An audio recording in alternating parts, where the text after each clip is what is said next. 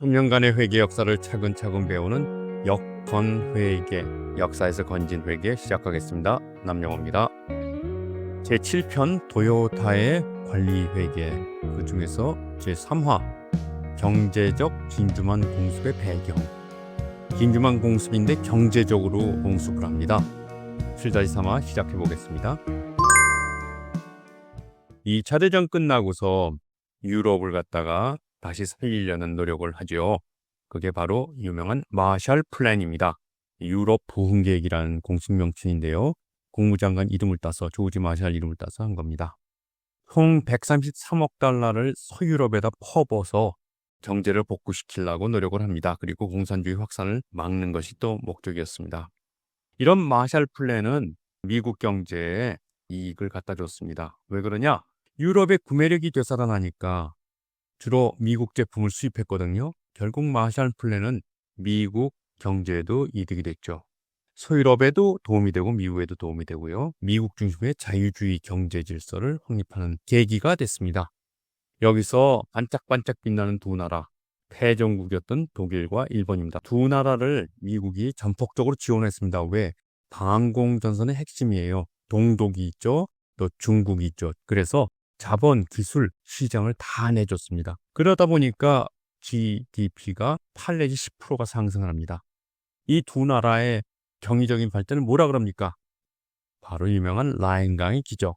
일본은 따로 이름은 없고요. 고도 경제성장기라 그럽니다. 이때 특히 한국전쟁부터 5.16 축구 직전까지 1950년부터 73년까지를 자본주의의 황금기라 그럽니다. 자본주의 역사상 가장 지속적으로 풍요로운 시대였습니다. 역대 최대 생산력 향상 그리고 부의 재분배가 일어났습니다. 그래서 선진국은 4.0%의 성장률을 보였고요. 개발도상국도 1.7%, 전체적으로 3.0% 정도의 연간 경제 성장률을 구가했습니다. 미국도 자본주의 황금기를 구가했죠. 1960년대에 노동자 계층들이 중산층으로 편입됩니다. 자동차 공장에 일하는 사람들이 이제 중산층이 되는 겁니다. 전 가구의 87%가 TV를 소유하고 있고 75%가 자동차와 식기세척기를 소유했답니다. 그리고 새로운 엔터테인먼트 산업 디즈니랜드가 생겼고요. 또 맥도날드의 프랜차이즈가 사업을 시작했습니다. 미국이 세계 시장을 독점합니다. 아무도 없었으니까요. 그래서 서유럽과 중남미에 FDI, 해외 직접 투자를 하고 공장들을 막 짓습니다. GM, 그리고 IBM, 포드, 듀퐁, 코카콜라 이런 게 가면서 이때 미국 경영학이 전 세계에 퍼집니다. 미국 경영하는 게 뭐예요? 대규모 대량 생산 체제, 사업 부재, 마케팅, 마지막으로 회계. 미국 회계학이 전 세계의 스탠다드 표준이 됩니다. 황금기가 끝나면서 미국은 위기에 빠집니다. 70년대 악재가 터집니다. 닉슨 선언을 하는데요. 1971년. 1973년에 첫 번째 5.16 쇼크가 옵니다. 그리고 75년에 베트남 전쟁에서 이제 패전을 하죠. 79년에 제2차 5.16 쇼크가 옵니다. 닉슨 선언이라는 게 뭐냐? 리처드 닉슨이라는 대통령이 1971년에 미국은 더 이상 달러를 금으로 교환해주지 않겠다 이렇게 선언을 하는 겁니다. 1944년에 한 브레튼 우드 체제에서 뭐라고 얘기를 했느냐? 니네들이 달러를 기축통화로 써라. 그리고 니네들이 달러를 가져오면 내가 금으로 교환해주겠다. 이렇게 미국 정부가 얘기했거든요. 근데 그걸 포기한 겁니다. 그래서 변동 환율제로 바뀌고요. 세계중앙은행 역할을 포기합니다. 붕괴된 이유가 뭔가 보면요. 2차 대전 이후에는 최대 금보유국이고 무역 흑자국이었죠. 그래서 브레튼 우즈 회의를 해갖고 체제를 만들어냅니다. 그런데 베트남 전쟁하는데 돈 어마어마하게 퍼붓고요.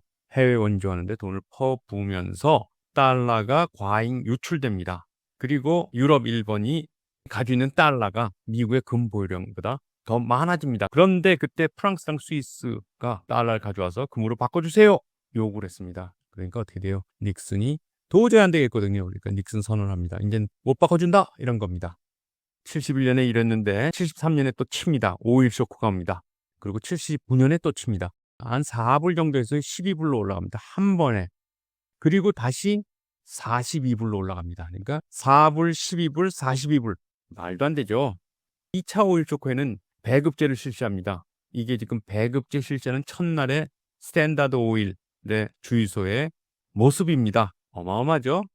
그리고 베트남 전쟁 패배를 합니다. 20년 동안 싸워갖고 졌습니다. 세계 최강 미국이 처음으로 패배한 전쟁이고 사람도 많이 죽어요. 총 300만 명 죽는데 그중에 미군도 한 6만 명 죽습니다. 그리고 전쟁에 돈을 퍼부어서 결국 어떠냐? 재정적자가 됩니다.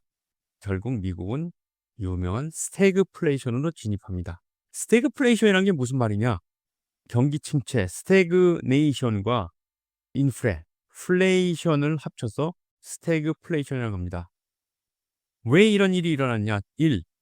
변동환율제로 전환하니까 달러가 약세가 됩니다. 그러니까 어떻게 돼요? 수입 물가가 상승하죠. 2. 유가가 상승합니다. 그러니까 어떻게 돼요? 전 산업의 인플레가 오죠. 3. 노동조합이 강성입니다. 그러다 보니까 임금 인플레가 됩니다. 이렇게 된 상태에 제조업이 둔화됩니다. 당연히 스태그플레이션이 오는 거겠죠. 보통은 두 개가 한꺼번에 오지 않습니다. 인플레이션이 오면 경기가 활성화되고요. 그리고 경기가 나빠지면 디플레이션이 옵니다. 여기 보시면은 60년대, 70년대, 80년대를 보시면 확실히 알 수 있죠. 이때는 아주 정상입니다. 그렇죠? 아주 좋습니다. 그런데 70년대 오니까 어떻게 돼요? 소비자 물가 상승률 11%, 실업률 10%, 금리 15%. 80년대 오니까 아주 최악입니다. 마이너스 성장, 물가 상승 13%, 실업률 10%, 금리 20%입니다. 어마어마하죠? 그런데 미국이 반성이 없었어요. 그리고 일본은 또 계속 잘 나갔습니다. 그래서 이걸 뭐라 그러냐? 경제적 진주만 공습이라고 합니다. 미국은 정부, 기업, 근로자, 노조 다 엉망이었습니다. 일본은 어떻게 돼요? 거꾸로 활활 탔습니다. 수출 위주, 기업별 노조, 그리고 일본 주식회사. 자세히 또 뒤에 배우겠습니다. 먼저 미국 정부는 어떻게 대응했느냐? 무역으로 대응했어요. 무역협정으로. 섬유 무역협정에서 잘 규제시켰고요. 컬러 TV 78년에, 자동차 81년, 84년에, 그리고 철강, 공작계, 반도체 계속 무역으로 니네들 수출하지 마라. 뭐 쿼터 주면서 더 이상은 안 된다. 기업들은 어떻게 했냐? 전자기기 기업들은 일정 정도의 분량을 냈습니다. 아주 오만한 거죠. 왜 분량을 내느냐? AS 센터, 즉 커스터머 서비스 사업부도 먹고 살아야 되잖아요. 그리고 소비자 취향 무시. 우리는 원래 이렇게 만드는 거야. 니네들이 알아서 써. 그리고 기술 상용화하는데 소극적이고, 또 마지막으로 노조입니다. 강성 노조랑 협상에 전전긍긍했습니다. 제록스 사례를 보시면요. 제록스라는 회사는요. 복사비를 발명해서 상용화시킨 최초의 회사입니다. 20년간 특허를 가지고 있었는데요. 1959년에 최초로 복사기를 출시합니다. 70년대는 제록스 시장률이 80%에서 90%입니다. 70년대 초에요. 기술 특허가 만료됩니다. 그러니까 어떻게 돼요?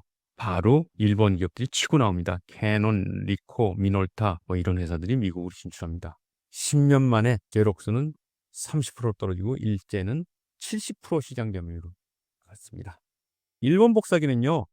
시장을 잘 봤어요. 시장이 어떻게 되냐면 소형 저가 복사기를 원했어요. 일본은 소형화, 저비용, 품질, 안정성으로 미국 시장을 빠르게 장악했습니다. 제록스는요. 여전히 대형 복사기를 집중했습니다. 그러다 보니까 2000년에는요. 파산 위기까지 갑니다. 사냥철, 높은 결근율, 사냥철이 되면요. GM의 결근이 확 올라갔답니다. 90만 명의 남성 노동자가 사냥을 떠났답니다. 그래서 이렇게 결근하는 거는 비공식 관행으로 봐줬답니다. 어느 정도로 결근이 심했느냐? GM 프린트 공장은요. 20에서 25%, 그리고 디어본 공장은 평균의 2배, 그리고 프라이슬러 켄터키 공장은 라인을 중단했답니다. 이게 신문에 난 얘기들입니다. 그러면서 노조는 또 세요. 그러니까 노조 덕분에 노동자 황금기를 구가한 게 언제냐? 1960년대까지. 근데 70년대 파업이 잦아지니까 생산 라인이 자주 멈췄습니다. 70년에는 67일 파업해서 25억 달러 손실을 봤답니다. 노사가 이러니까 품질 개선 공정 혁신은 말도 안 되는 얘기죠. 이렇게 노조 파업이 빈번했습니다. 강성인 미국 노조는 왜 그렇게 강성이 됐느냐? 산업별 노조라서 그래요. 일본은요.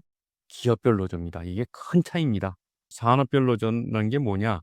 전국 파업을 하는 게 바로 산업적 노조입니다. 왜요?